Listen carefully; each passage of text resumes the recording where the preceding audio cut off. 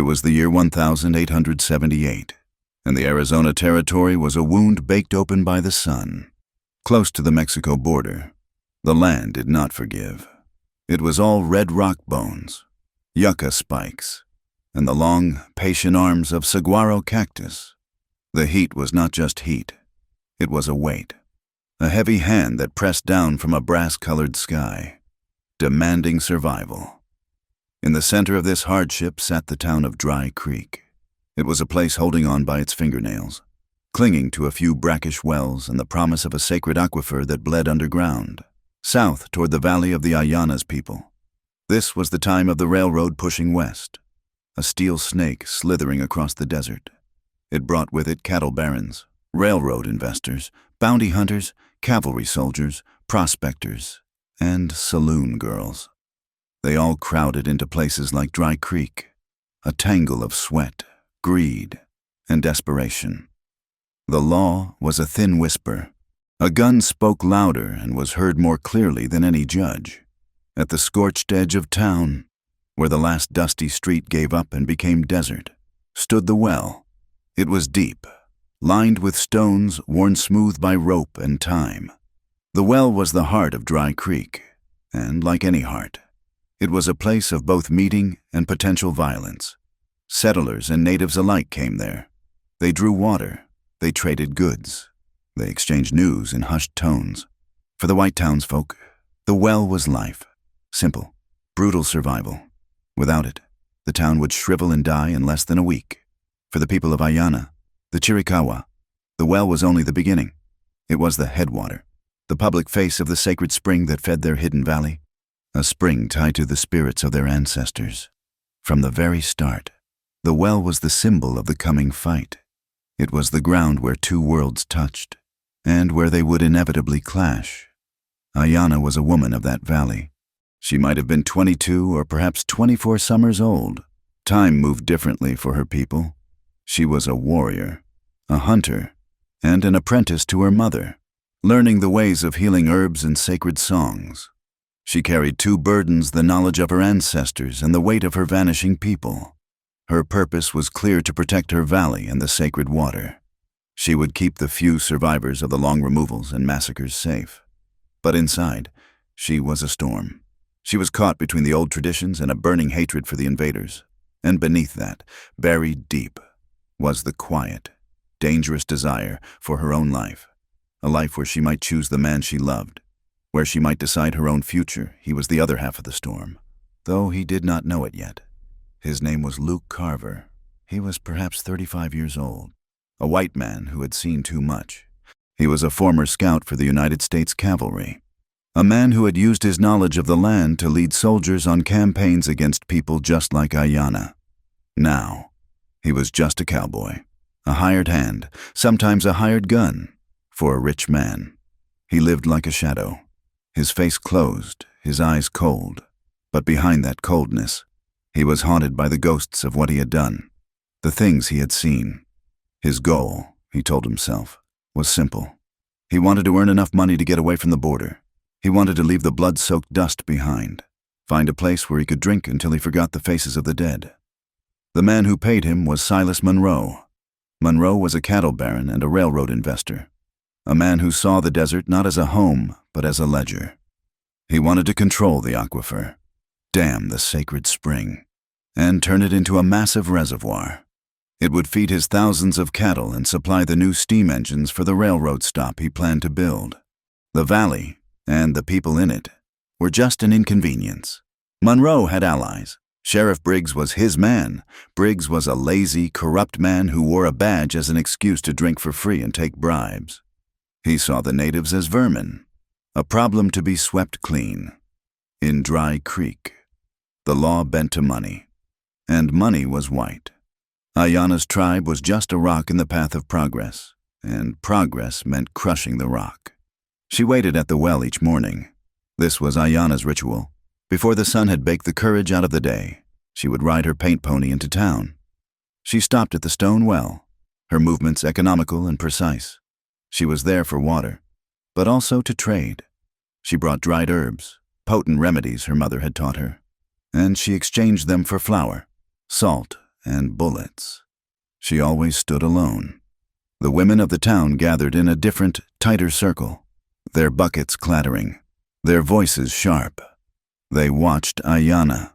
Their looks were a mixture of raw prejudice, fear, and a strange, hungry curiosity. She was the wild thing that came to their door, but Ayanna was no weak victim. Her back was straight, her chin high. She wore a deerskin tunic, and a knife was strapped to her hip.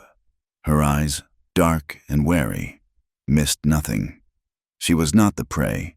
She was the observer, watching the invaders in their strange, loud habitat.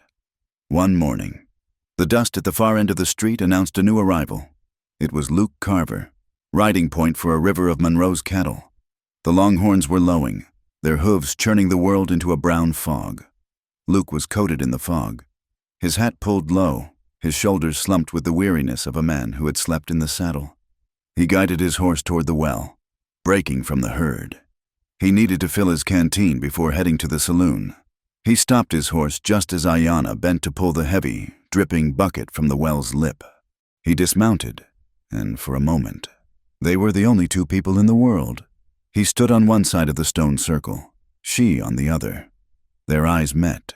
It was not gentle. It was a collision. There was an instant, animal pull, a recognition that went deeper than skin or language, but it was coded.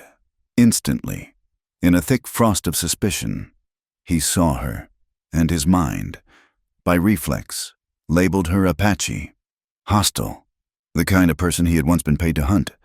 She saw him, and her mind labeled him white man, soldier, scout, the kind of man who led the death squads. He was the hunter. She was the prey. He was the one who broke the silence. He nodded toward the bucket she held. "That's heavy work for a morning," he said. His voice was rough, like dry gravel. Ayanna did not flinch. She simply looked at the bucket, then back at him. "The water is heavy," she replied. "The work is just work."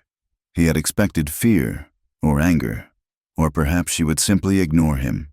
He had not expected the dry, sharp intelligence in her voice, the faint spark of humor that seemed to mock him for stating the obvious. He found himself looking at her face, really looking. She was beautiful, but it was a dangerous beauty, like a polished knife.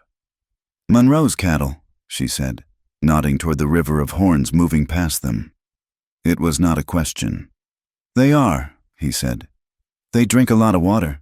He felt a muscle in his jaw tighten. "They do." She held his gaze for 1 second longer, then turned, poured the water into her skins, and with a grace that surprised him, mounted her pony. She rode away without a backward glance.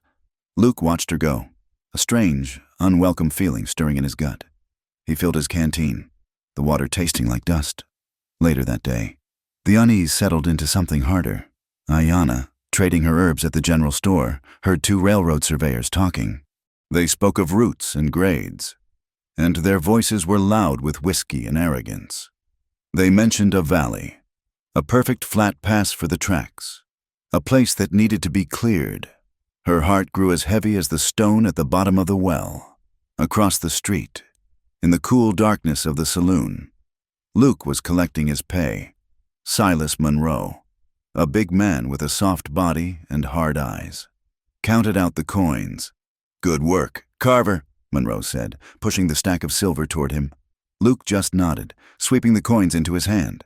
"That's just the start," Monroe continued, leaning in. His breath smelled of expensive cigars. "The real work is coming. I need that valley cleared. I want you to ride a scout, find their camps, just clear out any Indian that gets in the way. I'll pay you well, very well." Luke's hand paused. He looked at the silver in his palm. It felt dirty. "I'm a cowboy, Monroe," he said, his voice low. "Not a scout, not anymore." Monroe smiled, but it did not reach his eyes. "You are whatever I pay you to be, son. Do not forget it." Luke left the saloon. The sun was setting, painting the red rocks in colors of fire and blood. He looked toward the well, now empty. Ayanna was gone, back to the valley Monroe wanted to destroy. He thought of her eyes, of the curt way she had spoken. He felt it then. She felt it too, miles away. Riding into the hidden canyon she called home. It was not a storm yet. It was the feeling just before the storm, when the air goes still and heavy, and the sky holds its breath. A violence was gathering, and they were both standing right in its path. The uneasy quiet held for 3 days. On the 4th morning, the air was already sharp with heat when Ayanna rode into Dry Creek. She reached the well, her movements fluid as always, and began to unloop the rope from her saddle. She was not alone for long. 3 men stumbled out of the saloon. They were Monroe's men, loud with morning whiskey and the kind of stupid courage that comes from a bottle. They saw her, and a shared, ugly idea passed between them. "Well, looky here, boys," the biggest one, a man with a stained red beard, drawled. "The little prairie flower is here for a drink." Ayanna ignored them.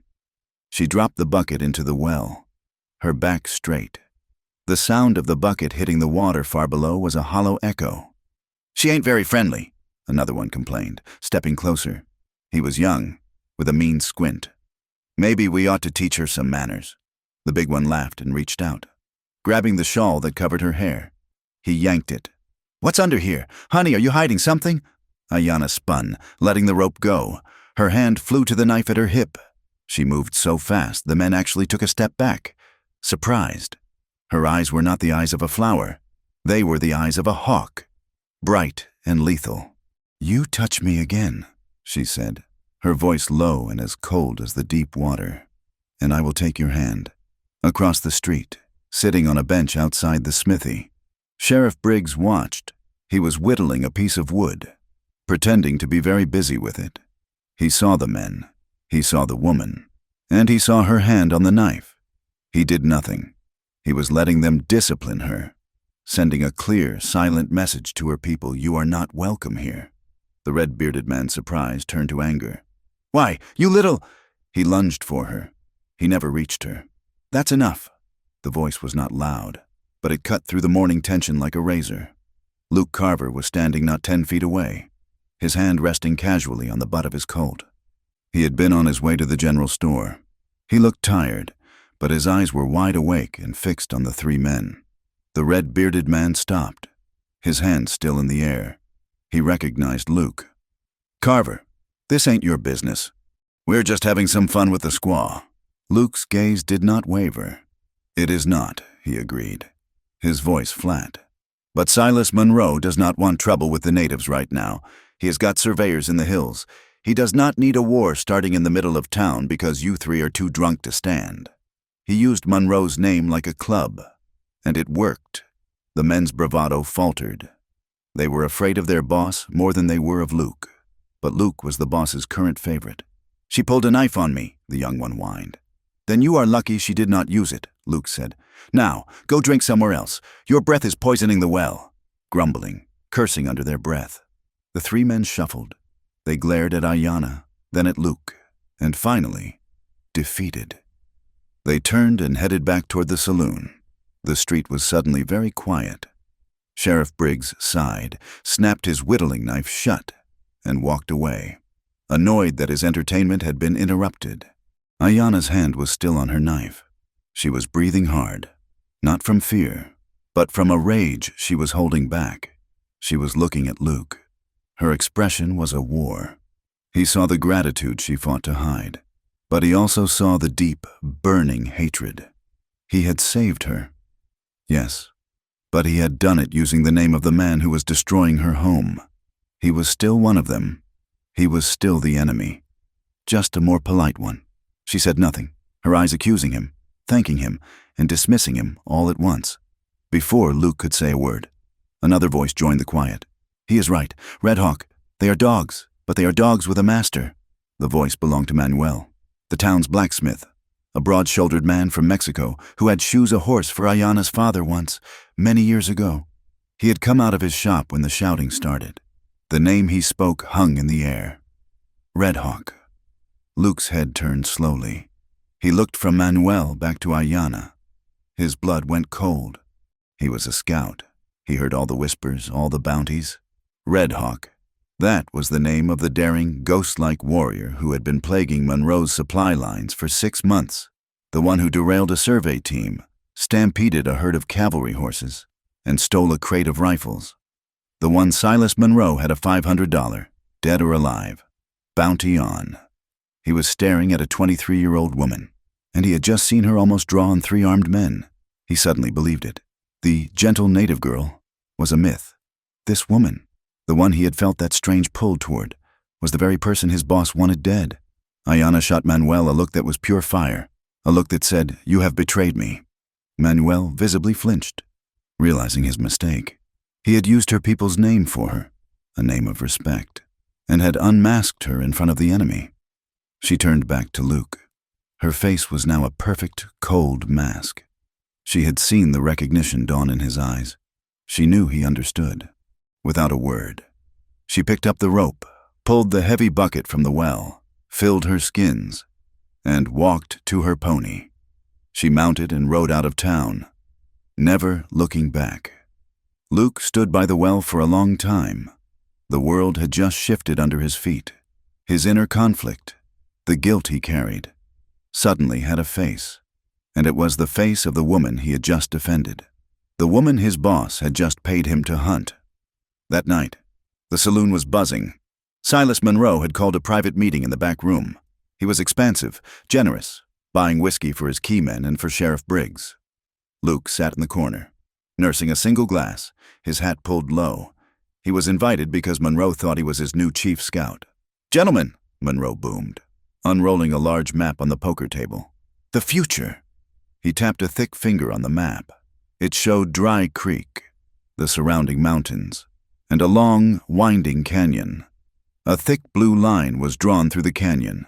"The aquifer," Monroe said, his eyes gleaming. "The mother lode. It runs right through this valley." He pointed to an area marked with a crude sketch of teepees. "The Chiricahua are sitting on it. They think it's holy. I think it's a reservoir." He explained his plan. He would build a railroad stop. He would bring in 10,000 head of cattle. To do that, he needed all the water. "We will dam it here," he said, tapping a narrow point in the canyon. "Create a lake, my lake." Sheriff Briggs, already half drunk, spoke up. "What about the Indians? Silas, the government treaty." "The treaty," Monroe laughed. "The treaty is a piece of paper. This," he slammed his fist on the map, "is about progress. We will force them to move, shove them further into the Badlands, someplace with no water at all, let them dry up and blow away." "And if they do not go?" Luke asked, his voice quiet from the corner. Monroe's eyes found him. "That," he said, smiling, "is where you come in. Carver, and our friend, Red Hawk." He explained that the recent raids gave him the perfect excuse. He would paint Red Hawk as a savage murderer. He would petition the cavalry for protection. "We will use dynamite," Monroe said, tapping another point on the map, near the head of the valley, "to blast a new road for the wagons. It will go right past their sacred little spring. It might, accidentally. Of course. Collapse the entrance, block their access. Pity. He was planning to destroy their holiest site, their source of life, and use the explosion to conceal his true motives." Luke felt sick. He had dropped bombs in his mind, small ones, to justify his past. "I was a soldier. I was following orders. But this was not war. This was just greed. Dressed up in a fancy suit. This was murder by thirst, in the hidden valley." Ayanna did not need a map to know the danger. Her own scouts, young boys who moved like lizards among the rocks, had returned. They had seen the surveyors with their strange tripods. They had heard the whispers in town. She stood before the council of elders. Her uncle, a man named Taza, presiding. Taza was old, but his eyes were not. "They mean to touch the water," Ayanna said, her voice echoing slightly in the ceremonial lodge. "The man Monroe, he wants to steal the heart of the spring." A murmur went through the lodge. This was the ultimate taboo. The spring was their mother, the place where the spirit spoke. "We must fight," a young warrior, Taza's son, also named Taza, shouted, jumping to his feet. "We must ride down and kill them all, burn the town, and be slaughtered by the blue-coat soldiers who will arrive a week later." Ayanna's voice was sharp. "That is not a plan. That is a funeral." Her uncle, the elder Taza, raised a hand in silence. "And what is your plan? Daughter you, who do they call Red Hawk you, who walks in the white man's town?" I am the bridge, she said, her voice softening. I see both sides. We must be smart. We cannot win a war, but we can stop a single man. We must avoid a battle we cannot win, but we must not bow our heads. She was caught. The elders wanted peace through negotiation, which she knew was impossible. The young men wanted war, which she knew was suicide. She was alone, in the middle. That night, Luke Carver could not sleep. He lay on his thin cot in the bunkhouse, the smell of unwashed men and stale whiskey filling his nose. He closed his eyes, and the past came for him. He was back in the snow, years ago, a cavalry scout. He had led the soldiers to a hostile village. It was not hostile. It was just cold. They had been starving. The soldiers had not cared. He dreamed of the fire. He dreamed of the smell of burning pine and something else. He dreamed of a little girl, no more than 6 years old, standing in the door of a burning lodge. She just stared at him, not crying, not screaming, just staring. Her eyes were dark, burning with a silent, eternal accusation. He woke up, sweating, his hand gripping the gun he slept with. He sat up. He realized, with a jolt that stopped his breath, that the little girl's eyes were Ayanna's eyes. The same shape, the same depth, the same fire. He had been a paid-for tool of death his whole life. He had followed orders. He had taken the money. He had moved on. But the guilt had finally caught him. He could not run from this. He could not be the man who led the soldiers to her village. He could not do it again. His choice was made.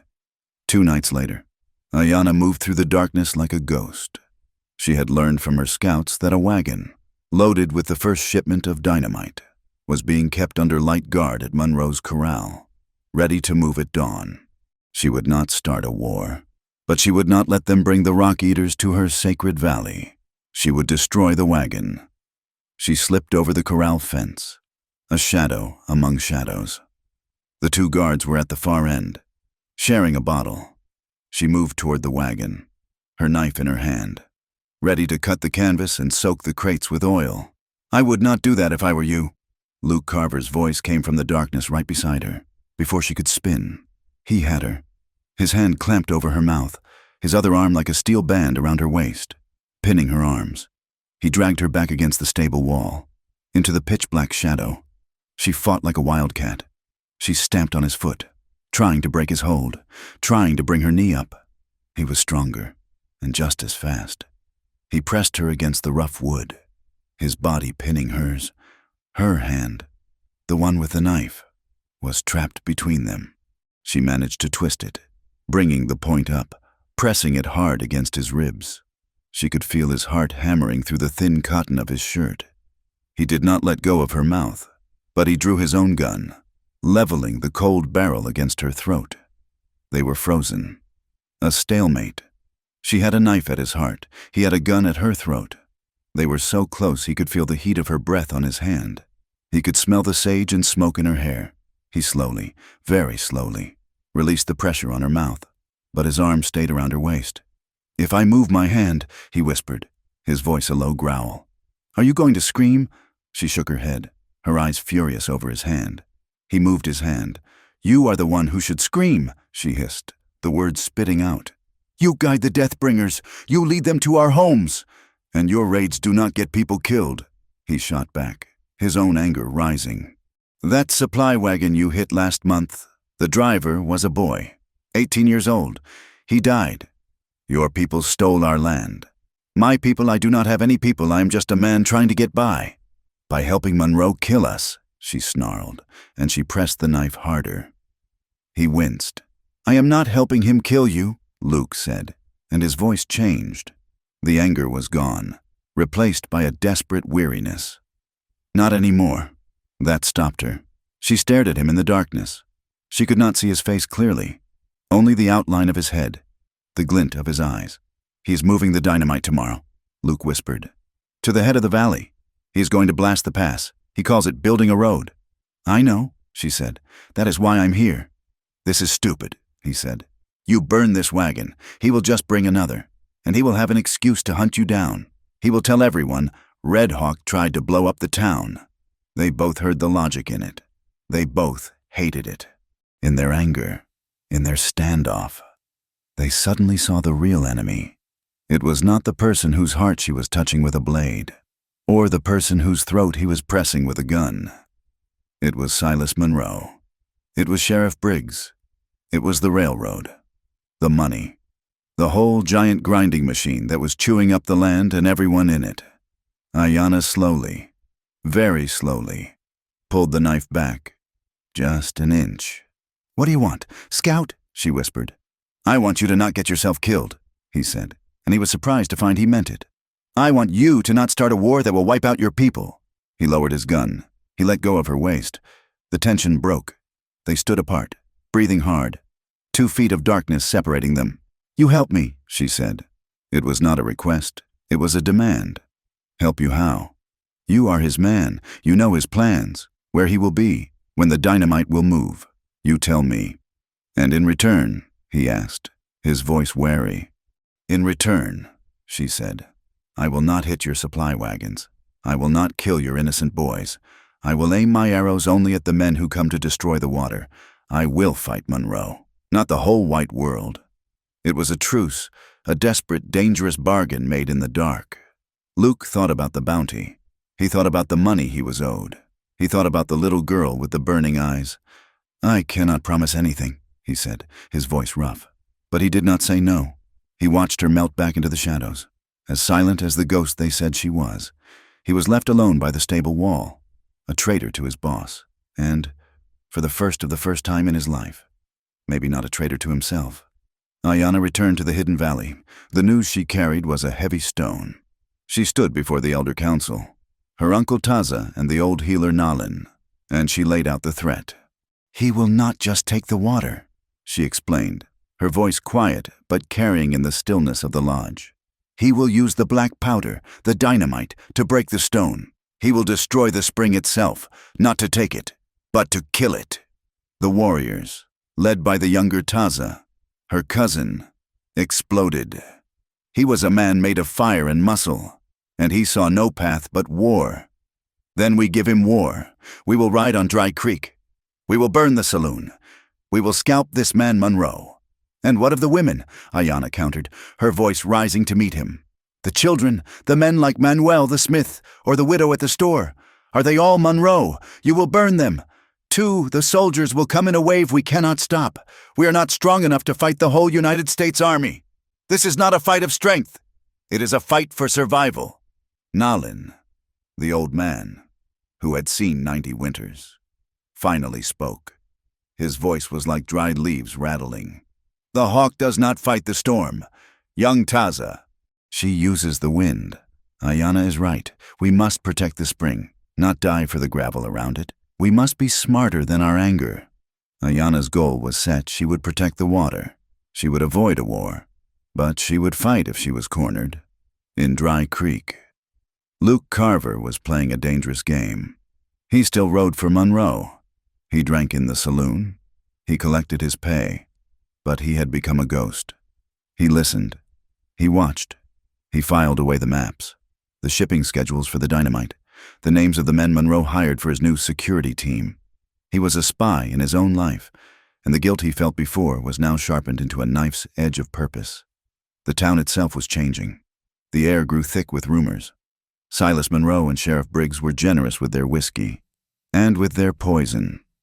They spread the story of Red Hawk. "She is a savage," Briggs would declare from his usual seat at the bar.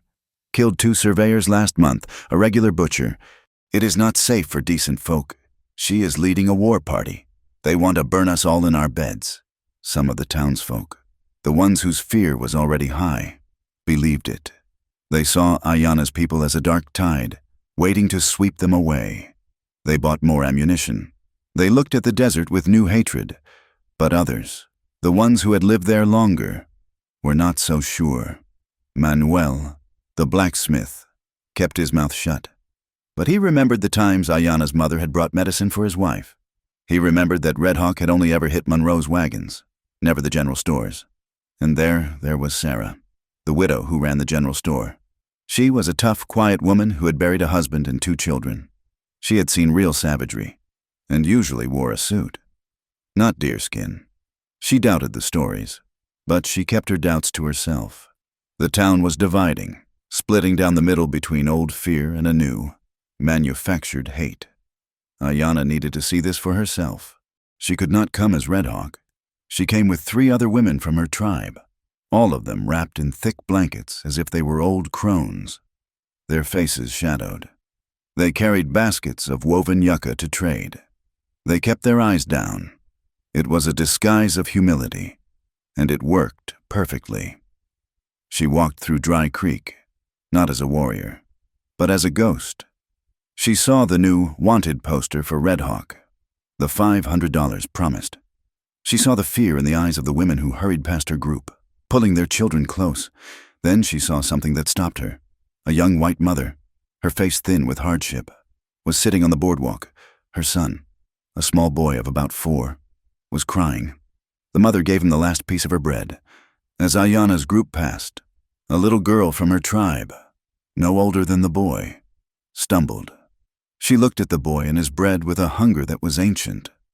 The white mother hesitated, her face a knot of conflict. She looked at her own crying son. Then she looked at the silent, staring native girl.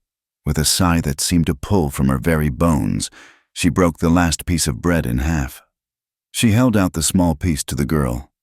"Go on," she whispered, her voice rough. "It is not much." Ayanna's companion quickly pulled the child away, but not before the bread had been taken. Ayanna's heart, which she had thought was so hard, felt a strange, painful crack. She had come expecting monsters. She had found them, in the saloon, in the sheriff's office. But she had also found this. She had found a woman who, despite the poison in the air, saw a hungry child and acted. It made everything harder. It made her hate less pure, and her mission more complicated. The confrontation she was waiting for came 3 days later. A message had come from Luke. It was not a letter, but a sign. A dead hawk feather left by the well, a signal they had agreed upon. It meant the dynamite was moving. Monroe was sending a heavy wagon, guarded by 6 men, including Luke, who was forced to ride as scout. They were not going to the valley. Not yet. This was a survey, a test, to map the final blasting points at the head of the pass. Ayanna knew this was her chance. She gathered a small party of warriors, including the eager young Taza. Her plan was not to kill. It was frightening. "We will be ghosts," she told them, as they painted their faces with the colors of the earth. "We will show them that the mountains themselves reject them. We will create a rock slide. We will send arrows into their wagon wheels, not their chests. We will make them run. We will make them believe this land is cursed." Taza argued. "It is a weak plan. We should kill them. All of them." "And what of the scout?" Ayanna asked, her voice sharp. Taza spat. "He is one of them, the one who led the blue coats. He should be the first to die." "He is the one who warned us," she said, and the admission silenced Taza. "We will not kill him. We will not kill anyone. We do this my way." They found the convoy in a narrow, rocky canyon miles from Dry Creek. Luke was riding, his body rigid with tension. He knew she would be here. He was scanning the ridges, looking for a shadow, a glint of sun on steel. He was terrified for her. Ayanna's party was hidden, perfectly, in the rocks above. They had their bows ready. They had a series of boulders ready to push, and then the sky changed. The first sign was not wind, but color. The bright blue sky faded, washed out with a sick, dusty yellow. The air became perfectly still, perfectly silent. The horses felt it first. They snorted, their ears pinning back. "What is this?" one of Monroe's men asked, looking around nervously. Luke stopped his horse. He sniffed the air. It tasted like old bones. "Sandstorm," he said, his voice tight. "A bad one. Get the wagon turned around, now!" But it was too late. The silence broke. A low moan came from the south, a sound that grew into a scream. A wall of brown, 1,000 feet high, rose up and swallowed the mountains. It hit them not as wind, but as a solid thing. The world vanished in an instant. It was not darkness, but a blinding, suffocating fog of stinging sand. The wind howled, a physical force that tore at their clothes and ripped the breath from their lungs. Above, Ayanna's party was hit at the same time. The boulders they had been ready to push were now useless. Taza shouted something, but the wind stole his words. They could not see their hands in front of their faces. It was chaos. Horses screamed and bolted. Men yelled, their voices thin and lost. Luke was thrown from his horse, hitting the ground hard. He felt a sharp, searing pain in his arm as a crate, torn loose from the wagon, slammed into him. He heard a terrified scream. "The dynamite! The wagon is going!" The high, splintering crash of wood followed. The wagon, its driver blinded, had gone too close to the canyon edge. It was tipping. Ayanna, clinging to a rock, heard it too. She knew what was in that wagon. If it went over the edge, if the crates broke open, the entire canyon could come down. Her men, and Luke's, would be buried alive. She moved, guided only by instinct and the sounds of terror. She scrambled down the rocks, the wind trying to peel her from the cliff. She found Luke trying to get to his feet, his left arm hanging uselessly. He had his gun in his right hand. He saw a shape loom out of the brown fog and he raised his gun. "It is me!" she screamed, her voice barely carrying. He lowered the gun, his face a mask of pain and grit. "The wagon!" he yelled, pointing. They saw it together. The wagon was dangling over the precipice, held only by one wheel. The driver was gone. Another of Monroe's men was trying to cut the horses free. "Taza!" Ayanna shrieked into the storm. "Help them the powder!" Her cousin appeared out of the murk, his face a mask of confusion and rage. "What?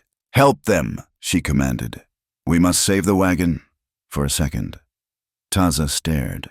Save the enemy. But he saw the logic. He saw the sheer cliff face above them, and he understood. In the middle of a blinding sandstorm, enemies became allies. Ayanna, Luke, Taza, and two of Monroe's terrified guards all worked together. They fought the wind. They fought the horses. They fought the sheer, stupid weight of the wagon. They were not white or native. They were just human beings, trying to stop the world from exploding. They unhitched the horses. They stabilized the wagon. And then, as suddenly as it began, the wind eased. The brown fog thinned. They stood, panting, covered in a thick layer of grit, staring at each other. The storm had passed, leaving a scoured, alien landscape, and it left them all together. "My arm!" one of Monroe's men gasped, clutching a broken leg. Another was lying on the ground, unconscious. Luke was leaning against the canyon wall, his face pale, his sleeve was soaked. It was not just a break. The crate had gashed his arm to the bone. Ayanna looked at the wounded. She looked at Taza, who was staring at Luke with pure hatred. She looked at the saved dynamite. "We cannot leave them," she said. "They are the enemy," Taza said, his voice flat. "Today, they were just men," Ayanna replied. "The unconscious one and the one with the broken leg will ride back with their friend. We will keep the scout." "Keep him," Taza said, his hand moving to his knife. "To kill him. To heal him," Ayanna said, her voice final. "He is our prisoner, but he is also our proof, and he is wounded." Luke, hearing this, tried to push himself off the wall. "I am not going anywhere with you." Ayanna just looked at him. "You do not have a choice, Scout. You are bleeding too much. You will die out here, or you will come with me." He looked at his arm. He looked at her. He nodded. Once, she had to lead them, blindfolded, on a long, winding path. When she finally took the blindfold from Luke's eyes, he was not in a canyon. He was in paradise. He was in her valley.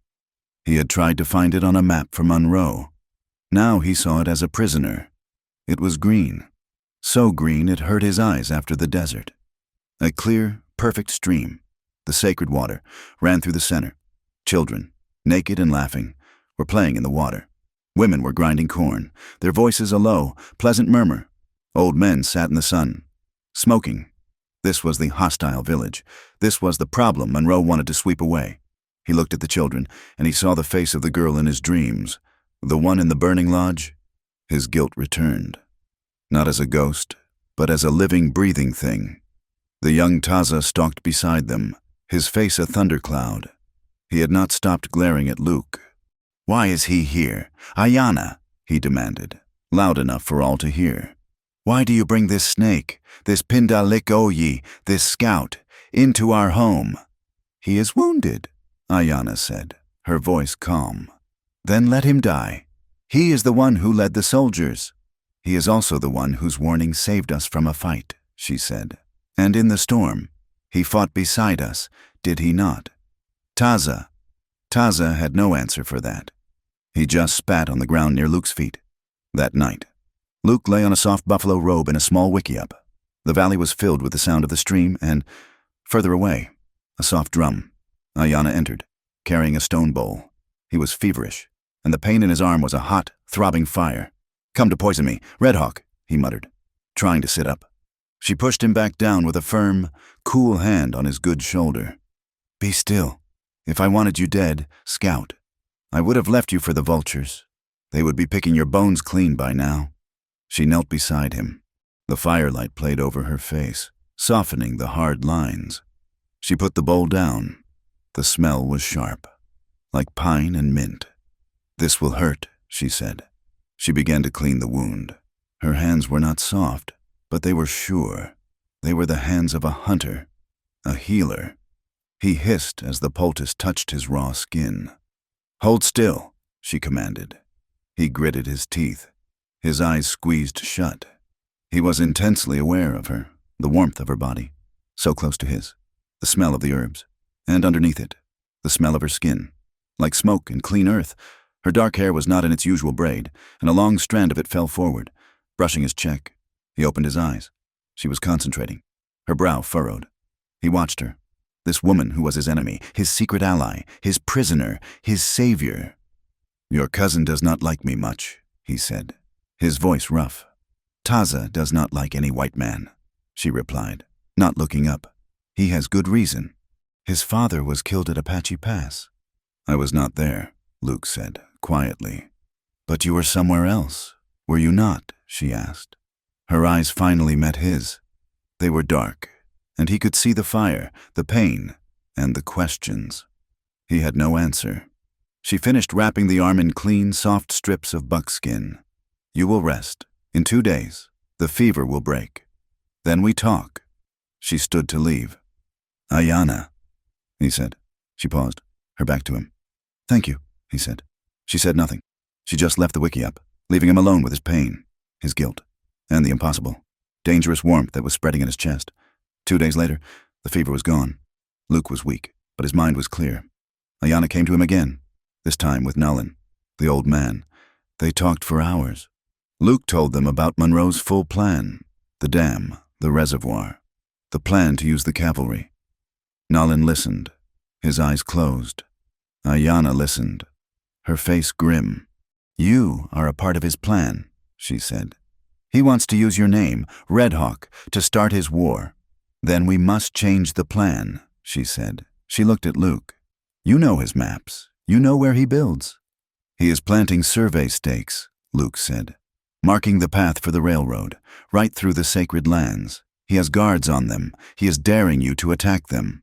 Ayana smiled, but it was a cold, sharp smile. "Then we will not attack. We will remove it." She turned to Nolan. "We will not fight his soldiers. We will fight his railroad. We will pull up his stakes. Every night. We will pull them up. We will break his tools. We will make him a fool." Luke nodded. "It is a good plan. It is nonviolent. It makes him look weak. Not you look savage." He paused, then looked at Ayana. "He has traps, on the stakes, shotguns, tied to wires. He wants to kill one of your people and claim you attacked him." Ayana's smile faded. "And you, Scout, you will tell us where these traps are." Luke met her gaze. He thought of the green valley. He thought of the laughing children. He thought of her hands, so strong and gentle on his arm. He picked up a stick. In the dirt floor of the wickiup, he began to draw a map. "He has one here," he said, marking an X. "And another here, by the dry wash. You must go at night, and you must go from the south. I will tell him you are too afraid to come down from the high rocks." Nolan watched them, the young warrior and the white scout, their heads bent together over a map in the dirt. The old man nodded. Once, a small, hopeful smile on his face. The hawk, he thought, was learning to use the storm. Luke's arm healed, but it left a long, puckered scar. Ayanna had sent him back to Dry Creek with a warning. "Heal your arm, Scout, but remember your map. Your work is not done." He returned to Monroe's bunkhouse, telling a convincing story about being ambushed, fighting his way free, and hiding in the rocks for a week. Silas Monroe, seeing his wounded arm and his haggard appearance, believed him. He even paid him a bonus for his trouble and his silence. Then the reports started. Every morning, Monroe's surveyors would ride out, and every following morning, they would find their work undone. Wooden stakes, pounded deep into the hard soil, were simply gone, pulled up and vanished. A whole coil of an expensive measuring chain disappeared. A tripod for a transit, found smashed to pieces at the bottom of a ravine. But there was no violence, no bodies, no arrows. It was, as Ayanna had planned, the work of ghosts. Silas Monroe was not a man who tolerated ghosts. He was a man of profit and loss, of assets and debits. This was a debit. He tripled the bounty on Red Hawk's head, raising it to $1,500. His rage echoed through the saloon. "She is mocking me," he roared, slamming his fist on the bar. "This is not war. It is vandalism. It is a pest." He turned to Sheriff Briggs, who was trying to look official. "You are to set up patrols. I want papers checked on every man, woman, and child in this town who is not white. And I want an order posted any native. Any one of them seen near Dry Creek without business is to be arrested. If they run, you shoot them. You understand, arrest or kill."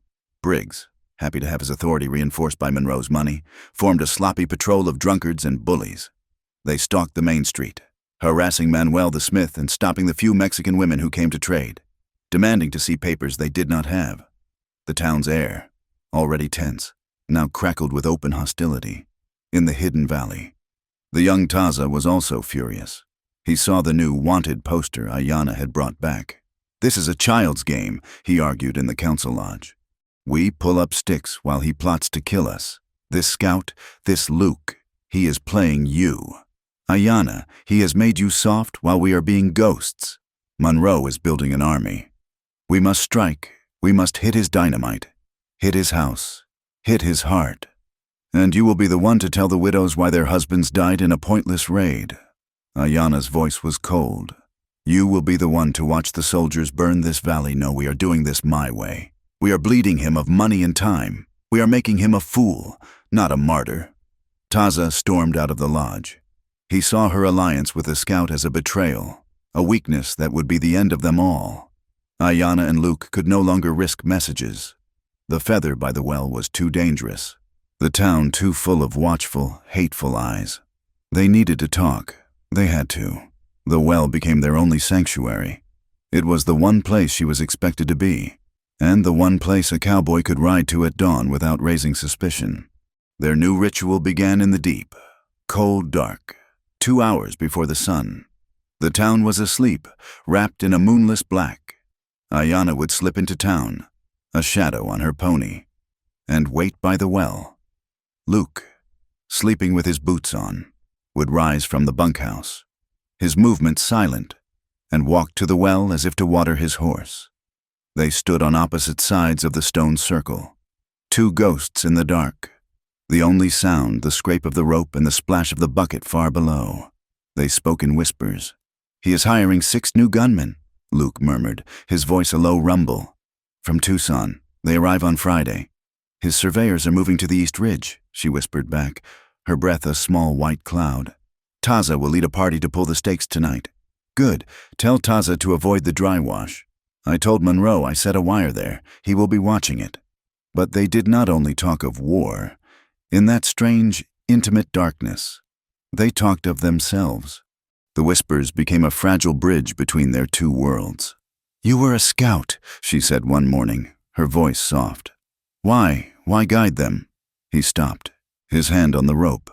He had not spoken of this to a living soul. "My father was a preacher.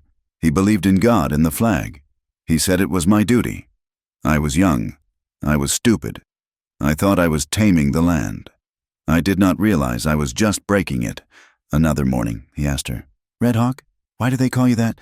She was silent for a long time. The bucket splashed. "When I was a girl," she whispered, "I was hunting. I fell. I broke my arm. I was alone. I lay there for a day, and a hawk, a great red tail, circled me. He did not leave. He just watched. My father said the hawk was my spirit. Come to see if I was strong enough. When my father found me, the hawk was still there. It is to remind me to be strong, to watch. He looked at her, a dark shape against the first gray light of dawn. You are strong enough, he said. It was in those stolen moments that the alliance, forged in strategy and survival, began to melt. It reformed, hardening into something else, something terrifying. Then came the morning that changed everything. Ayanna arrived at the well in the pre-dawn darkness, as always. She waited. The stars were bright and cold. She waited. The sky in the east began to turn from black to a deep, bruised purple. Luke did not come. She waited. The first sounds of the town waking up began. A rooster crowed. A door slammed. She could not stay. To be found here, in the full light, was too dangerous. But she did not move. A cold fear, a fear she had not allowed herself to feel, gripped her. In town, she had heard the whispers. Monroe was furious. He had called a meeting with the cavalry, petitioning for troops to be sent. The rumors were that the army had agreed. Had they found Luke out, was he in a cell, or was he dead? The sun's rim broke the horizon, flooding the street with a harsh, clean light. Ayanna was exposed. Two women, on their way to the general store, stopped and stared at her. They saw the native woman, just standing at the well, her water skins empty, her face like carved stone. They whispered to each other, pointing. Look, it is that squaw. What is she doing just standing there? Ayanna heard them. Her pride burned. She should go. She had to go. Her life, her people, depended on her not being stupid. She put her hand on the well's stone rim to push herself away, to turn and mount her pony. Her feet felt like they were rooted in the rock. She could not make them move. She was not just waiting for a spy. She was waiting for Luke. She turned her head, her heart aching, and started to force herself to walk away. A horse's hooves.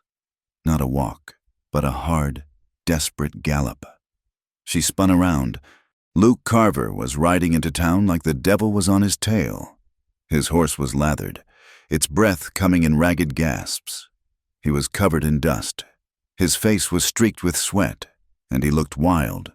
He did not slow down. He rode the horse right up to the well, pulling it to a rearing, sliding stop that sent gravel flying. The two women who had been watching shrieked and ran. He threw himself from the saddle before the horse had even settled. He did not reach for his canteen. He did not look at the water. He looked at her. He took 2 long strides and he grabbed her. Not hard, not to hurt. His hand, rough and covered in dust, closed around her wrist. She was so shocked she could not speak. He was breathing hard, as if he had run all the way. He stared at her, his eyes, blue and clear, burning with a light she had never seen. I am late, he panted. I was leaving, she managed to say, her voice a small, broken whisper. I know, he said. He did not let go of her wrist. His thumb was tracing a small circle on the inside of her skin. I was afraid I would miss you. She just stared at him, her heart doing a slow, painful roll in her chest. He leaned in, just an inch, so close she could feel the heat coming off him, so close she could smell the dust and sweat and the pure, male scent of him. You are not the only one who waits at this well every morning. Ayanna, he said, his voice low and raw. For her alone. I have been waiting for you, too, for a very long time. It was a confession. It was an apology. It was a promise. It broke her. The hatred, the suspicion, the years of pain. They all cracked. She felt a tear, one single, hot tear, break free and run down her cheek. He saw it, his face, so harsh and desperate, softened. He raised his other hand, the one that was not holding her, and he very, very gently caught the tear with the pad of his thumb. Do not, he whispered. Not for me. Luke, she breathed, and the name felt strange, heavy, and wonderful on her tongue. The spell was broken by a shout from the saloon. Hey, what the hell is going on out there? Luke did not flinch, but the light in his eyes changed. It went from raw emotion to sharp, cold calculation. He let go of her wrist. He stepped back. He was the cowboy again. She was a native woman, but the world was new. "Get your water," he said, his voice back to its normal, gruff tone, but his eyes were still on hers. "We need to talk." They worked together, the movements familiar but now charged with a new, dangerous energy. They dropped the bucket. They pulled the rope. He pulled the heavy bucket up and set it on the stone rim. He cupped his hands and splashed the cold water onto his face, scrubbing the dust and sweat away. He gasped, shaking his head like a horse, water droplets flying from his hair. One drop clung to his bottom lip. A perfect, clear bead of water. Ayanna, watching him, felt her hand move. She did not tell me. It lifted, her fingers outstretched. She just wanted to touch it, to touch him, her fingertips, light as a moth's wing. Brushed his lip. She caught the drop. He froze. His eyes snapped to hers. He was not breathing. She was not breathing. She saw, in his eyes, a hunger that matched her own. A deep, aching need that had nothing to do with war and everything to do with the man and the woman they were.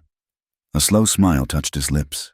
He leaned in and, with a terrifying gentleness, he kissed her fingers. He licked the drop of water from her skin. Ayanna's knees went weak. She snatched her hand back as if she had been burned. Luke let out a shaky laugh, a sound of pure surprise. Ayanna found herself laughing. Too, it was a breathless, shocked sound.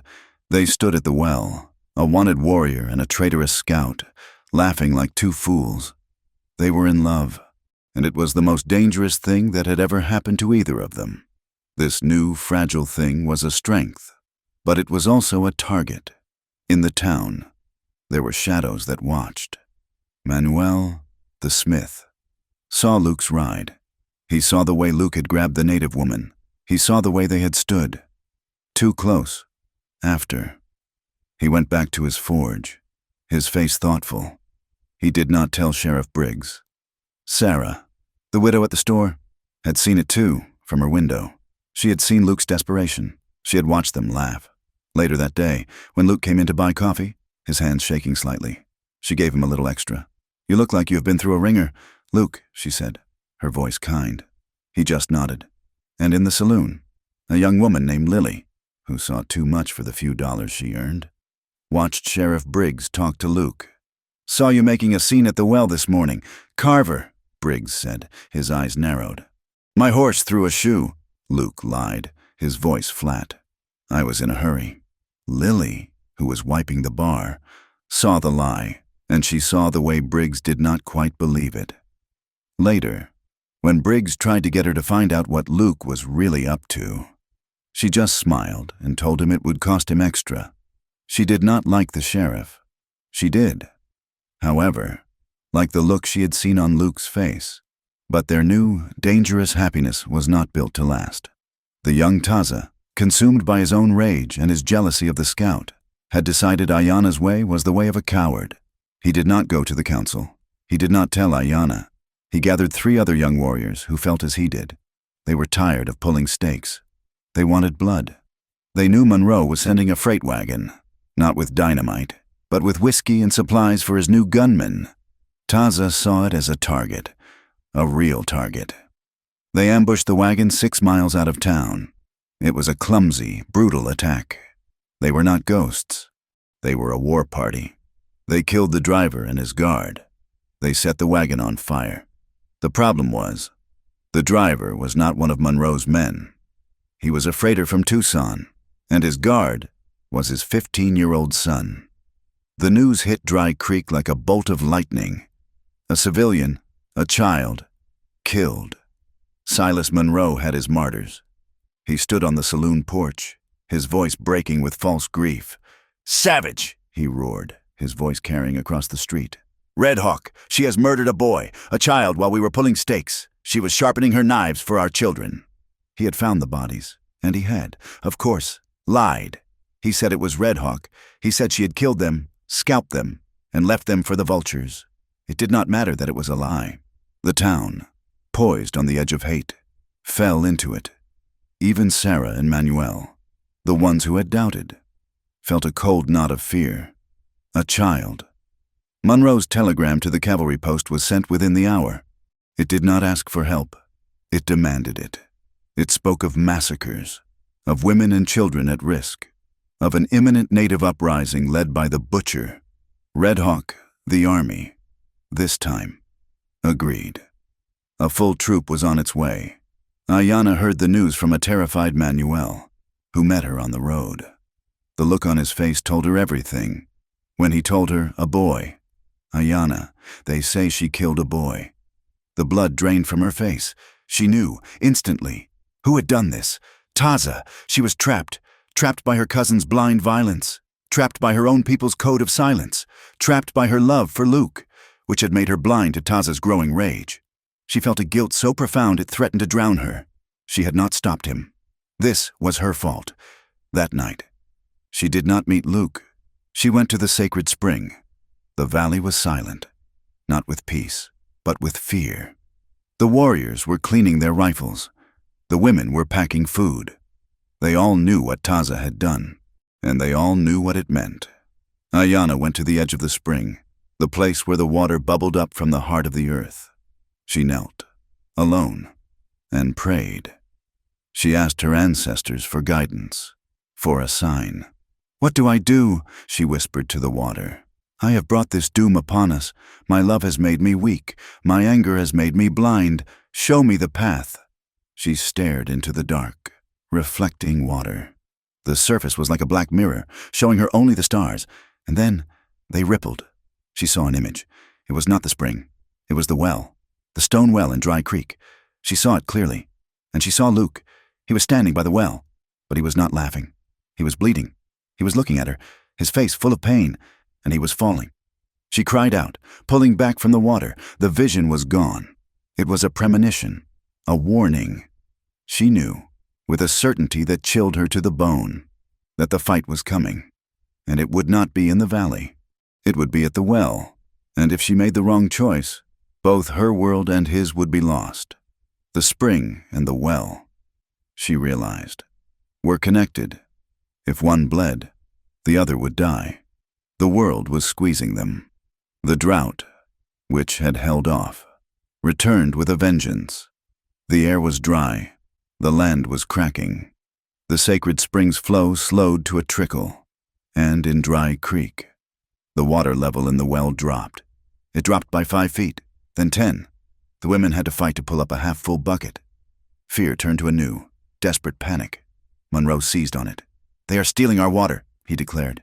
"Their sacred spring is sucking the well dry. They are not just killing our children. They are trying to thirst us out. It is us, or them, the town. Now was a powder keg." Taza had committed the crime. The drought provided the motive. Monroe had provided the enemy. The pieces were all in place. The troop of cavalry was only 1 day away. The final battle was coming. The cavalry arrived with the morning sun. A small troop of 20 men. Their blue uniforms and yellow stripes, a stark, alien slash against the red desert. They were led by a young captain, a man named Harris, whose face was still smooth from the east, and whose rule book was heavier than his pistol. Silas Monroe met them in his office, a room that smelled of leather, whiskey, and stale cigar smoke. Sheriff Briggs was already there, his face glistening with sweat, and Luke Carver stood by the window, his back to the room, watching the dust motes dance in the light. "Captain Harris," Monroe said, his voice a smooth, welcoming rumble. He was all charm and civic concern. "We are deeply grateful. The town is on the edge of panic. My orders are to protect United States government property." "Mr. Monroe," the captain said, his voice curt. He did not like this. "That means the railroad survey, and to pacify any immediate hostile threats." "Then you are just in time." Briggs piped up, his voice too eager. "That she-devil, Red Hawk. She and her whole band, they butchered a freighter and his boy, a child, Captain. They are massing in the hills. They have already threatened our water." Luke closed his eyes. The lie was so easy, so foul. It coated his tongue. Monroe unrolled a map, the same one Luke had seen before. "The problem, Captain, is here." He tapped the green line of the hidden valley. "This is their fortress, their sacred spring. It is also, we believe, the source that is draining our own town well. They are starving us out, and now they are murdering us. We must secure that spring. Captain, we must show them that civilization does not bend. Monroe had a wagon loaded. We have the tools for the job. Dynamite. We were going to blast a new, wider pass for the railroad. I suggest we use it to open this valley, create a defensible position, and end this threat once and for all. The captain looked at the map, his jaw tight. A full assault. A police action, Monroe corrected him smoothly. We will go in, secure the water, and pacify the hostiles. They will be given a chance to surrender. Of course. Luke knew what that chance meant. The captain looked at Luke. Mr. Briggs tells me you are the best scout in this territory, that you know these hills. Luke turned. He met the captain's clear, honest eyes. Then he looked at Briggs, who was smirking. Then at Monroe, whose face was a mask of polite expectation. He was trapped. This was the room from his nightmares, the room where they gave the orders. He was being asked, again, to lead soldiers to a village. If he said no, he would hang as a spy before noon. Briggs would see to it? If he said yes, he was condemning Ayanna and everyone she loved. He was becoming the monster he had sworn he would never be again. His inner battle lasted a lifetime. It ended in less than a second. I know the hills, Luke said, his voice hollow. I will guide you. Monroe smiled. Excellent. We rode for 1 hour. The news came to Ayanna like a thrown knife. A small boy, Manuel's youngest son, ran breathless from the town, carrying a piece of bread as his payment. He met Ayanna at their prearranged spot, a mile from Dry Creek. The blue coats, the boy panted, his eyes wide with terror. They are here, many of them. Papa heard them. They are going to the valley, with the big wagon, the one that explodes. Ayanna gave the boy a piece of dried deer meat and sent him running home. She rode back to the valley, her heart a cold stone. The council was not a meeting. It was an explosion. We must flee, Nalin, the old healer, urged, his voice cracking. We must take the children, the seeds, and go deep into the mountains. We can survive. We have before. No, Taza roared, his face a mask of grief and fury. He was the one who had brought this doom. He knew it, and it had broken his caution, leaving only rage. We will not run. This is our land. This is our water. We will die here. We will die. But we will take them all with us. A good day to die. The warriors shouted in agreement, their hands on their weapons. Ayanna let the noise swell, and then she cut through it. No, she said. Her voice was not loud, but it silenced the lodge. It is not a good day to die. She looked at Taza, and her eyes were full of sorrow that shamed his rage. You want a beautiful death? Cousin, I do not. I want a difficult life. I want our children to have a life. We will not run. Nalin is right. We cannot leave our home. She turned to the warriors. And we will not die in a glorious, stupid battle. Taza is right. We cannot surrender our water. Then what? Her uncle asked. We do not fight them in our home, she said. We do not let them burn our wickiups and slaughter our women. We fought them in the past. The one the white men called Devil's Jaw. We will trap them there. And we are not fighting the bluecoats. They are fools, led by liars. We are fighting Monroe. We are fighting the dynamite. We protect the water. We bleed them. We break them. We fight to make them run, not to die. We fight for a future. She had chosen the ground. She had given them a purpose that was not death, but life, one by one. The warriors, even Taza, nodded. They would follow her. The column entered Devil's Jaw just after noon. The heat was trapped between the high, sheer canyon walls, a shimmering, visible thing. Luke rode at the front, beside Captain Harris. He felt the eyes on him, hundreds of them, from the rocks above. He kept his own eyes forward. He was leading them to the slaughter. His own. This is a terrible place for a fight. Carver, the captain said, his hand on his holster, his head swiveling. A perfect ambush. It is the only path to the spring, Luke said, his voice flat. He could taste the copper of fear in his mouth. He was waiting. It came. A high, thin whistle, like a hawk's cry, echoed from the cliffs. What was that? The captain yelled. Now, Luke whispered, with a sound like the world splitting apart. A wall of rock and shale, loosened by Ayana's warriors, crashed down at the end of the canyon, sealing the path they had just taken.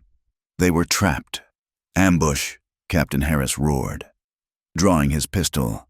"Form a perimeter, find cover," horses screamed. Men shouted. The bluecoats, disciplined, tried to form a circle, their rifles pointing up at the empty rocks. Monroe's hired guns, including Briggs, dove behind the dynamite wagon. Then the arrows came. They rained down a black cloud, but they did not target the soldiers. They thudded into the mules pulling the dynamite wagon, which shrieked and fell. They slammed into the wooden barrels of water. They pinned 2 of Monroe's hired guns to the ground, and then the smoke came. Great bundles of burning sage, thick with chili, were dropped from above. The canyon filled with a blinding, acrid fog that burned the eyes and choked the lungs. It was chaos. The soldiers were firing at shadows, their shots echoing wildly. Ayana's warriors, moving like ghosts in the smoke, were picking off Monroe's men, one by one. Silas Monroe, his face pale with terror and rage, screamed from behind the wagon. "The dynamite! Use the dynamite! Blow the pass! Blow them! Blow everything!" One of his gunmen, a man with a scarred face, grabbed a stick of dynamite. He ran toward the narrowest part of the canyon, a small cave-like opening in the rock face that Luke recognized with a jolt, the sacred spring. "Here," the man yelled to a young, terrified soldier who had followed him. "Light this! We will bring this whole cliff down on their heads!" Luke saw it, the soldiers' fumbling hands, the match, the fuse. They were going to destroy the spring. They were going to kill her heart. "No," Luke said. The word was a prayer. He saw the soldier's face. He was a boy, not 20. He looked like the kid Taza had killed. Luke raised his rifle. Captain Harris was screaming at him. "Carver, cover that flank fire! Man, fire!" Luke ignored him. He centered his aim. He could not shoot the boy. He could not. He fired. He shot the hired gun. The man's hands flew up, the dynamite dropping from his fingers. He spun, a look of pure surprise on his face, and collapsed. The entire canyon, the gunfire, the screaming, seemed to go silent. The young soldier stared at the man, then at Luke, his face a mask of confusion. "Carver!" Captain Harris shrieked, his voice breaking. "What have you done? That is treason! You shot one of our—" Luke was already moving. He was not a scout. He was not a traitor. He was just a man. He ran, not from the gunfire, but into it, toward the fallen dynamite, on the ridge. Ayana saw it all. She saw him shoot the gunman. She saw him run. She understood. "Do not shoot!" she screamed in her own language. "Do not shoot the scout! He is ours!" The arrows flying toward him stopped. Luke reached the dynamite. The fuse was lit, sputtering, a small, angry snake. He did not have time. He could not put it out. He grabbed the entire crate. His wounded arm, the one she had healed, screamed in protest. He roared, a sound of pure, animal effort. He turned, and with all the strength left in his body, he heaved the crate. He threw it, not at the spring, but at a solid rock wall on the far side of the canyon, a place where it could do no harm. He dove to the ground, covering his head, just as it exploded. The blast was a physical blow. It shook the teeth in their heads. It threw Luke forward, burying him in an avalanche of dust and small stones. In the ringing silence that followed, Silas Monroe saw his opening. He had lost. He knew it. But his greed was cancer. It would not let him go. He was a traitor. He screamed, his voice cracking. "They are all in on it, Briggs. Cover me." He grabbed a smaller, secondary satchel of dynamite from the wagon. "I will do it myself. I will have that water." He ran, crouching, toward a different path, a small game trail that led up toward the spring. Sheriff Briggs, his face a mask of sweat and fear, lifted his rifle. "Go, Silas, I will cover you." From the ridge, Ayana saw Monroe running. She saw the dust settle where Luke had been. He was not moving. Her heart broke. "Taza!" she screamed. "The dynamite is finished. Now we hunt." She did not wait. She half ran, half slid down the steep scree slope, her knife in one hand, her tomahawk in the other. She was moving toward Monroe. Luke pushed himself up from the rubble. He was alive. His ears were ringing and the world was spinning, but he was alive. He saw Ayana, a blur of deerskin. running. Then he saw Briggs. The sheriff was not watching Monroe. He was watching Ayanna. He was lifting his rifle, taking a steady, careful aim at her back. "No!" Luke gasped. "Ayanna!" He had no weapon. He had dropped his rifle. He did the only thing he could. He ran. He launched himself at Briggs. Just as the sheriff pulled the trigger, the gun exploded. The bullet, meant for Ayanna, hit Luke square in the chest. The force of it spun him around. He did not feel pain, only a great, heavy punch. He looked down, surprised. He saw the dark, spreading stain. "Luke!" Ayanna screamed, tore his name in two. She had seen it. She had seen him fall. She stopped. In front of her, Monroe was just feet from the spring, fumbling with his fuse. Behind her, Luke was bleeding and dying. Her vision, the well, Luke, bleeding. She had to choose, the water or the man, her people or her heart. She did not hesitate. She ran back. She ran to Luke. Monroe, for a moment, was forgotten. "Luke!" she cried, sliding to her knees beside him. He had fallen against the stone opening of the spring. This was the well from her vision. This was the place. "Go!" he gasped. Coughing, blood flecked his lips. "Monroe, stop him!" "Be silent," she commanded, her voice thick with tears she would not shed. She ripped a long strip of her tunic, wadding it, pressing it hard against the wound. "Taza!" she shrieked. Her cousin was beside her in a flash, his face a storm of confusion. He had seen it all. He had seen the White Scout shoot his own man. He had seen him save the spring. He had seen him take a bullet for Ayanna. "Protect him," Ayanna ordered, her eyes locked with his. "He is one of us now. Protect him with your life." Taza looked at her. He looked at the white man, who was gasping, his blood staining Taza's sacred ground. He looked at the battle, at the confused soldiers, at the wisp of smoke that was Monroe. He nodded. Once, he understood. "Go," Taza said. "He is safe." Ayanna gave Luke one last glance, a look of agony and promise. Then she was gone. She was Red Hawk again. She was a spirit of vengeance, her knife in her hand. Leaping up the rocks toward Monroe, Taza turned, raising his rifle. He did not aim at Luke. He aimed at a soldier who was trying to flank them. He fired. "You are safe, Scout," he muttered. "She said so." Ayanna found Monroe at the lip of the sacred pool. He was frantic, his hands shaking. The small satchel of dynamite was wet. The fuse would not light. "Damn you," he screamed when he saw her. "Damn you to hell." He dropped the dynamite and pulled his pistol. "It is my water mine," he fired. The bullet chipped the stone near her face. "It belongs to the land," Ayanna said, her voice a deadly calm.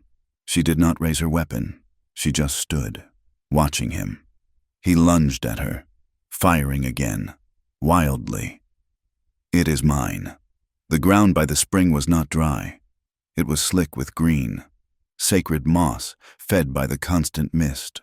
Monroe's expensive leather boot, the one that had stepped on so many, found no purchase. He slipped. His arms flew wide. He tried to catch himself, but his momentum was too great. He fired his last bullet into the sky. He let out a strange, surprised grunt. He fell. He fell forward, into the deep, dark pool of the sacred spring. There was a hollow, sickening crack as his head struck a submerged rock. He did not resurface. A few bubbles, fat and oily, rose to the top. Then, silence. The land had taken its payment. At the same moment, down in the canyon, Sheriff Briggs was pinned behind a boulder. The battle was a mess. The soldiers, leaderless, were firing at anything that moved. "You fools!" Briggs screamed, waving his hat. "I am on your side. Cease fire. I am the law." A young soldier, panicked, saw the movement. He saw a man with a rifle. He did not see a badge. He just saw a threat. He fired. The bullet, a random, stupid piece of lead, hit Briggs in the throat. The sheriff dropped his rifle. He clutched his neck, his eyes wide with a terrible, final surprise. He looked at his own hands, covered in his own blood. He tried to curse, but only a wet gurgle came out. He slumped over, killed by the very chaos he had helped to create. The second explosion, the one Luke had diverted, had done its job. It had cracked the far canyon wall. But the spring, the heart of the valley, was untouched. The gunfire slowed. Then it stopped. The canyon was silent, save for the moans of the wounded and the ringing in their ears. The air was thick with smoke, dust, and the smell of blood. The battle was over. The smoke, acrid and bitter, hung in the canyon for a long time. It clung to the rock walls, a gray shroud for the men who lay on the canyon floor. The silence that followed the final shot was heavier, more profound than the noise of the battle. It was a silence filled with moans. Captain Harris, his face black with powder and his blue uniform ripped, stood in the center of the chaos. He was a man trained for war, but this was a massacre, a mutiny, a mess. His eyes fell on the body of Sheriff Briggs, a man he had disliked on sight, now just a piece of meat with a terrible wound. He saw his own men, some dead, some wounded, and he saw Monroe's hired guns, most of them dead. Then he saw the natives. They were not scalping the wounded. They were not cheering. They were emerging from the rocks, their faces grim, and they were, to his astonishment, collecting their own wounded. Ayanna had come down from the high pool. She had walked past the body of Silas Monroe, now a dark shape in the water, without a glance. Her entire being was focused on one point. She knelt by Luke, where Taza stood guard over him like a statue. Luke was unconscious, his breathing a shallow, wet rattle. The wad of cloth she had pressed into his chest was soaked, a dark, pulsing red. "He lives," she asked Taza, her voice hoarse. "He breathes," Taza said. His voice was different. The fire was gone, replaced by a strange, quiet awe. "He saved the spring. He saved you." "Help me," she said. Together, the two of them, the warrior who had hated him and the woman who loved him, raised Luke Carver. They carried him, gently, up the rocks, away from the battlefield, and laid him on a soft patch of moss beside the sacred spring. Down in the canyon, Captain Harris watched this. He saw Tana, Ayanna's mother, emerge with other women. They were carrying bowls and herbs. They went to their own wounded. But then, Ayanna spoke, her voice carrying in the quiet.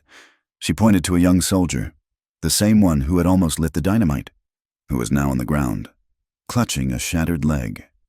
"That one," she said. Tana, to the captain's disbelief, walked over to the soldier. The boy cried out, thinking she was coming to kill him. She simply knelt, said something in her own language, and began, with her strong, sure hands, to examine his wound. Ayanna, her hands covered in Luke's blood, stood and faced the captain. She was 20 feet away, her knife still at her belt, but her hands were open. "The fighting is done, Blue Coat," she said, her voice clear. "Your leader, the one with the money, is in the water. Your lawman is dead. My people are wounded.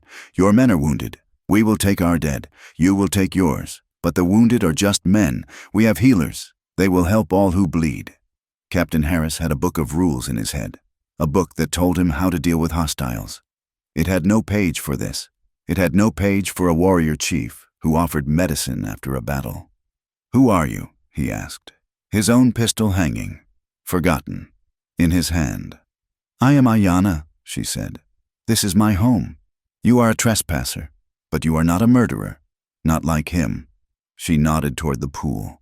"Now, order your men to lay down their arms. The war you were sent to fight is over." It was a lie. For the next 6 hours, the canyon became a field hospital. The living sorted the dead. Ayanna's people lost 4 warriors, with many more wounded. The cavalry lost 3 soldiers, and Monroe lost all 5 of his hired guns, including Briggs. Ayanna worked. She moved from her own people to the soldiers, her hands precise, her knowledge of herbs and wounds absolute. She showed a soldier how to make a tourniquet. She gave another, who was moaning in pain, a strip of willow bark to chew. She saved the leg of the young soldier, cleaning and splinting it with a skill that the Army's own barber surgeon would have envied. She showed her justice. It was not based on the color of a man's skin, but on the depth of his wound. But while her hands worked, her heart was on the ledge above. Her heart was with Luke. He was dying. She knew it. The bullet was deep. It had struck his chest, near the shoulder, and she feared it had pierced his lung. He was pale, his skin cold and clammy. Despite the heat, he was lost in a feverish gray place between life and death. She had done all she could. She had cleaned the wound. She had packed it with a poultice to stop the bleeding and fight the sickness. She had stitched the skin closed with a fine bone needle and deer sinew. Now, all she could do was wait. She sat beside him as the sun went down, painting the rocks in the same colors of fire and blood it had 2 nights before. She sat, watching the shallow, almost imperceptible rise and fall of his chest. This, she thought, was the other side of her vision. The waiting. This was the fear she had seen in his eyes when he thought he would miss her at the well. It was the fear of loss, the agonizing wait for a person to return from a place you cannot follow. She remembered his words, the ones he had spoken in the dawn. His voice raw. "You are not the only one who waits for this well. I have been waiting for you, too, for a very long time." "I am here, Luke," she whispered into the twilight, her hand resting on his forehead, which was now burning with fever. "I am waiting. Do not leave me. You cannot leave me now. Come back from that other shore. Come back to me." He did not stir. He just drifted. A ship on a dark, unknown sea. And she was the only anchor, a small point of warmth in the cold, down in Dry Creek. The news had arrived, carried by 2 terrified soldiers who had fled the battle. They told a wild, incoherent story of a massive ambush, of hundreds of savages, of treason and explosions. The town went into a state of pure panic. People barricaded their doors. The saloon owner hid his whiskey. But when Captain Harris and his remaining men returned, they did not bring war. They brought bodies. They brought the wounded. And they brought the truth. Captain Harris, his face set in a grim, hard line, commandeered the saloon. He set up a field desk.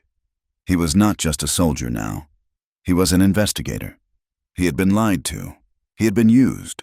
His men had died for a rich man's greed, and he was going to find out, by the book, exactly what had happened. His first witness was the young soldier whose leg Ayanna had saved. "She was the enemy, sir," the boy stammered, his face pale from pain and laudanum. "But she stopped the bleeding. She was gentle." His next witnesses were the townsfolk. He sent for them, one by one. He sent for Manuel, the blacksmith. Manuel came, his hands stained with soot, his face a mask of fear. "Tell me about Silas Monroe," Harris said, his voice flat. Manuel looked at the soldiers, at the bloodstains on the floor, and he made a choice. "He was a big man, senor," Manuel said, his voice quiet. "A rich man. He owned this town. He owned Sheriff Briggs. He wanted the valley. He told everyone the Apaches were stealing the water. But it is a lie. The drought is from God, not from the natives. And he threatened me. He said if I showed them their horses, he would burn my shop." Next came Sarah, the widow from the general store. She was not afraid. She was angry. "Monroe," she said, her voice like ice. "He was a thief. He came in here, talking about progress. But he was just a bully. He held the loans on half this town. He threatened to take my store because I gave credit to a Mexican woman. He is the one who spread the lies about that poor freighter boy. He wanted a war. He did not care who got hurt, as long as he got his water." Then came Lily, the girl from the saloon. She told him about the meetings. She told him how Monroe and Briggs had plotted. "They wanted to sweep the problem clean," she said, her voice sharp. "That is what they called it." They laughed. They said Carver. She glanced at the door. Was their tool? But I do not think he was. He looked haunted. "Captain," like a man being forced to his own hanging. Captain Harris listened. He took notes. A picture was forming. It was not a picture of a savage uprising. It was a picture of a conspiracy, of murder, and of a man, Silas Monroe, who had used the United States Army as his own private, lethal tool. He sent a rider to the main fort with a report. It was a scathing, precise document. It called for a full investigation into Monroe's railroad contracts. It cleared Red Hawk of the freighter's murder, and it recommended, in the strongest possible terms, that the Army's business in Dry Creek was finished. The town, leaderless, rudderless, was forced to look at itself. Monroe, the man who had been their bank, Their boss, their bogeyman, was gone. Briggs, their law, was gone. The Indian problem they had all feared had saved the lives of two of their own, Manuel and Sarah, who had been secretly trading with them for months, and it had saved the lives of the soldiers. In the valley, Taza sat by his own fire. His cousin, the warrior who had died in the canyon, had been buried at sunset. Taza had not spoken. He was thinking. He was thinking of the White Scout, the Pinda Lik Oyi, who he had wanted to kill. He had seen the man shoot one of his own. He had seen him, with no weapon, throw himself in front of a bullet meant for Ayanna. He had seen an act of courage that his own code, the warrior's code, recognized and respected. It was a sacrifice. Then he thought of Ayanna, his cousin. He had considered her weak, soft, poisoned by the white man, but he had seen her in battle, a lioness, and he had seen her afterward, her hands covered in the blood of her enemies, healing them. He realized, with a deep, profound shame, that her strength was a mountain, and his had been a rock slide. His rage had almost destroyed them. Her mercy, her strategy, and her wisdom had saved them. He had wanted a glorious death. She had fought for a difficult life. The next day, the tribe held a council. It was not a council of war, but a council of what now? "We should leave," Nolan said, his voice heavy. "The white man will send more soldiers. They will not forget this." "No," Taza said, and everyone turned to look at him. His voice was quiet. "We will not leave, and they will not send soldiers." He looked at Ayanna, who was sitting, exhausted, her face gray with worry for Luke. "She has won," Taza said, his voice full of a new, strange respect. "The man Monroe is dead. The lawman is dead. The scout is ours. We have a prisoner, a white man, a soldier. What do they call it, a bargain?" He was, for the first time, thinking like her. Ayanna shook her head. "He is not a bargain. He is not a prisoner. He is a man who bleeds." 2 days later, Captain Harris, in a clean uniform, rode up the pass. He came alone, under a white flag of truce. Ayanna met him, Taza and 20 warriors at her back. "I am here," the captain said, his voice formal, "to make an agreement, not a treaty. I do not have that power, but an agreement." He proposed a deal, one that he had wired to his superiors, one that had been, surprisingly, approved. Now that Monroe's corruption was coming to light. "The railroad will be rerouted," he said. "It will not touch this valley. This valley and the sacred spring will be recognized as trust land of your people. It will be protected." Ayanna stared at him. "Protected. A white man's word. And in return?" she asked, her voice suspicious. "In return," the captain said, "Dry Creek uses the well you call the headwater. It is their only source. The town must live. 2, you must agree to share the source, peaceably." It was not a perfect victory. It was not justice. It was not the return of all their lands. It was, Ayanna thought, something far more real. It was a compromise, born of blood and death. It was a relative justice, the only kind the world seemed to offer. "We agree," Ayanna said. "The well is for all. Spring is for our people. And one more thing," the captain said. He looked toward the valley. "The man, Carver, Luke Carver. He is a deserter, a traitor, and he is a hero. The army does not know what to do with him. Officially, he died in the canyon. He met Ayanna's eyes. His records will be lost. He no longer exists. What you do with the ghost in your valley is your business, not mine." He turned his horse. "My men and I are leaving Dry Creek. I do not imagine we will be back." The tone in the valley, in the town, shifted. The raw, bleeding wound of the battle began to scar over. Funerals were held. Graves were dug. In the valley, new wiki-ups were built. In the town, men who had worked for Monroe quietly left. And Sarah, the widow, found herself in charge of a committee to find a new sheriff. A real one. The wounds were deep. A cavalryman had to have his leg cut off. He would go home, a cripple. Ayanna's cousin was dead, leaving a wife and 2 small children. The land was scarred from the dynamite. But in the valley, the sacred spring, which had slowed to a trickle, began to flow again. The rain, which had held off, finally came. a soft, gentle, healing rain that washed the blood from the rocks. In the midst of this fragile, scarred new world, Ayanna was torn. She was a leader. Her people looked to her now, not just as a warrior, but as a peacemaker, a stateswoman. Taza followed her word as if it were law. Naylin and the elders consulted her on every decision. She was the bridge, not just to the white world, but to their own future.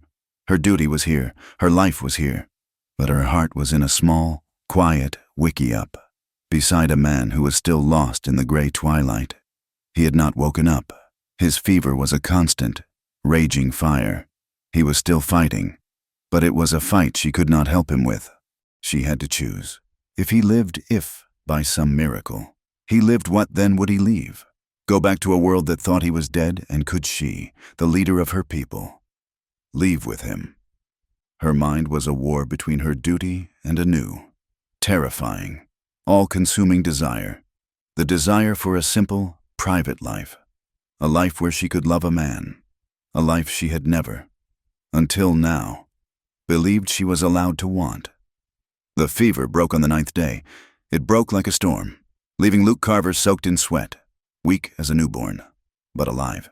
He opened his eyes, and the first thing he saw was not the dim light of the wickiup, but Ayanna's face. She was asleep, her head resting on her arms, slumped by his side. She was exhausted, dark circles under her eyes, but she was there. He had come back from the other shore, and she was the first person he saw. 3 weeks later, the land was breathing again. The soft rains had come, washing the dust from the leaves and the blood from the canyon floor. The sacred spring, which had been a nervous trickle, now ran full and clear.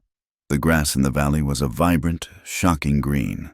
In Dry Creek, the well was also healing. With Monroe's grip broken, the town had formed a council. Manuel the smith and Sarah the widow were its core. Their first act was to repair the well. They had, with Taza's grudging help, cleared the stones and mud that had been a part of Monroe's drought. The water, which was the same water as the spring, rose to its old level. One morning, when the sun was just painting the sky, Ayanna rode into Dry Creek. She no longer came as a ghost in the dark. She rode in the light. The town was quiet, but it was not the quiet of hate. It was the quiet of work. People were rebuilding. Sarah, the widow, was sweeping the boardwalk in front of her store. She saw Ayanna and paused. She did not scowl. She did not run. She simply raised her hand in a small, weary wave of acknowledgement. Ayanna nodded back. She rode to the well, and he was there. Luke was waiting for her. He was leaning against the new, clean stones of the well, his arm in a sling, but he was standing on his own 2 feet. The wound in his chest had left him thin, and the scar on his face from the sandstorm made him look more dangerous than before. But his eyes, when he saw her, were clear. She dismounted, her heart doing a slow, heavy turn. The roles were reversed. She was the one arriving. He was the one waiting. "You are early," she said, her voice soft. He smiled, a slow, real smile that lit his entire face. "I came early," he said, his voice still rough. "I decided I did not want to make you wait anymore." He pushed himself off the wall and took a step toward her. He looked at the woman who had saved him. In every way a man can be saved. "I was afraid I would miss you. I was not sure you would be here," she said, her hand still on her pony's rein. "I am a ghost, Ayanna," he said, and there was no self-pity in it, just fact. "The army thinks I am dead. The world thinks I am dead. I have no money, no name, no past. I have nothing to go back to." "You have a future," she said, her voice fierce. "Only if it is here," he said. "With you." That was the question, her own struggle. She had her people. She was their leader. "My place is in the valley," she said, though her heart was aching. "I am needed." "I know," he said. He did not try to touch her. He respected the space. He respected her. "And I'm not asking you to leave. I'm asking you to let me stay. I was a scout. I used my skills to take it, to destroy. I want to use what I know to build, to be a bridge, to protect. Let me protect your valley. Let me be the man who stands between your people and the world." She looked at him, this man who had come full circle, from her hunter to her protector. She saw the truth in his eyes. He was not trying to take her from her world. He was asking to join it. That evening, they sat by the sacred spring. The sunset was a riot of gold and purple. The air was cool and smelled of pine and wet earth. They were alone. The valley was quiet, at peace. He had been telling her about his past, the real past, the ghost of the little girl in the burning lodge, the shame, the running. He finished, and the silence was heavy. "You are a good man, Luke Carver," she said, her voice soft. "I am a man who has done terrible things," he whispered, his eyes on the water. "You are a man who has faced those things," she said. She reached out and touched the puckered scar on his chest. The new one. The one he had gotten for her. "You paid. You bled the past out. You are not a ghost." He looked at her. He saw the leader, the warrior, but he also saw the woman who had waited, the woman who had laughed by the well. He raised his good hand and cupped her face. His palm was rough, calloused, but his touch was incredibly gentle. "I have done nothing to deserve you," he said. "You came back," she whispered. "That is enough." He leaned in and kissed her. It was not the desperate, frantic kiss of their morning at the well. It was not the stolen, breathless laugh. This was something else. It was a kiss of profound, bone-deep relief. It was the kiss of two survivors, two people who had seen the worst of the world and the worst of themselves, and had somehow found a home in each other. It was a long, slow, deep kiss that tasted of the clear, sacred water. It was a promise. It was an anchor. It was the end of the fear, the end of the running, and the end of the waiting. Her hands went around his neck, and his arm, his good arm, wrapped around her waist, pulling her close. They just held each other for a long time, their foreheads resting together, their breath mingling, the sound of the spring a soft song around them. Their love, like the land, was scarred. But it was also deep, and it was strong, and it was real. The land healed, and the people healed with it. Captain Harris, true to his word, had filed a report that was a masterpiece of careful, honest observation. It spoke of Monroe's corruption, of Briggs's complicity, and of a territorial dispute that had been tragically mishandled. His report, which cleared Ayanna of the freighter's murder, quietly made its way through the Army channels, and it had an effect in other territories when other land disputes arose. His report was remembered. A few other officers began to ask questions before they started shooting. The change in Dry Creek was slow, but it was real. Sarah, the widow, and Manuel, the smith, were the center of it. They began to trade, openly, with Ayanna's people. Sarah's store now stocked fine woven baskets and potent herbal remedies. Manuel found he had a new, steady customer in Taza, who needed tools to build new, stronger wiki-ups. Lily, the saloon girl, had her own part. She had taken her savings, and with Sarah's help, she had bought the saloon. She cleaned it, she painted it, and she made it a place where a man could get a quiet beer without a gunfight, and where Taza, on his trade visits, could sit at a table and, very awkwardly, practice his English. Taza had become the ambassador. His journey was the most surprising. He had not lost his fire, but he had found a new direction for it. He saw the wisdom in Ayanna's bridge. He cut his hair. He learned the white man's words. His tongue clumsy, but his mind sharp. He was still a warrior, but his new battles were fought with ledgers and handshakes. He was learning to understand the world his cousin had chosen. The justice they had found was not perfect. It was a messy, human compromise. It could not bring back the dead. It could not erase the scars. But it was a start. Luke, the former accomplice, had found his redemption, not by running, but by staying. He was the valley's protector, its teacher, its bridge.